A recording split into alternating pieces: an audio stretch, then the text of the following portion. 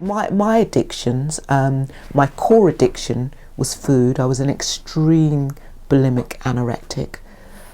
If I ate anything, I never kept it down. I mean, I was up to purging 40 or more times a day, and that's when I had to record it, when I first was having treatment for it. I just couldn't hold on to anything.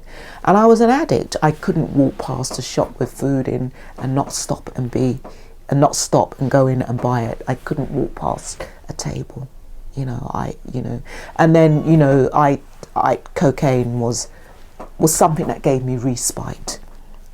And I never saw it as an addiction, but now I definitely know, of course, it was an addiction. But those things fell away when I walked into the meditation rooms. So that's the reason why I wanted to write the book, because anybody who's lived with an extreme addiction knows the hell of the addiction. That's what I call it, the hell. And I just wanted to offer something. So I really feel like that I'm stepping in the Buddha's footsteps, that I'm part of that lineage. What I'm doing is really offering Shakyamuni's teachings. They're not my teachings. I'm offering Shakyamuni's teachings, making them accessible.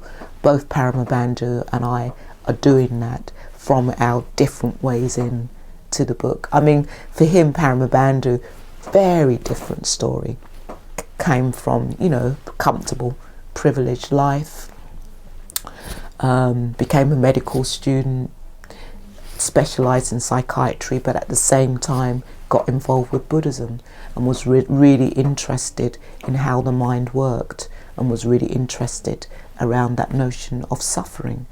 And very early on in his career, he was just aware of just how mindfulness could really help with addiction. And he actually wrote a paper about 20 years ago looking at the impact of mindfulness and on addiction, but didn't do anything about it. And it's quite funny now, because he went to a conference, and I can't remember, I think it was Marlet, the person who's just passed, and he quoted him, Groves, and I can't remember the other person who had written about it, saying, Groves had said, mindfulness would be really good for addiction. And he's sitting there thinking, did I?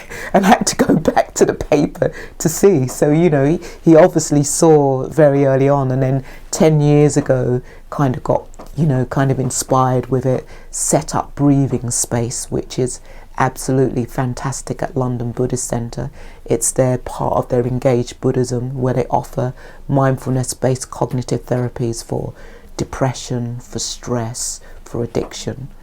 And and so when I was invited by Windhorse, because Windhorse approached their authors, did we want to write another book? It was like, well, actually, yes, I'd like to write a book on recovery. And because I'd overlapped with Paramabandhu, delivering his courses, it was like, it just made sense to ask him to co-write.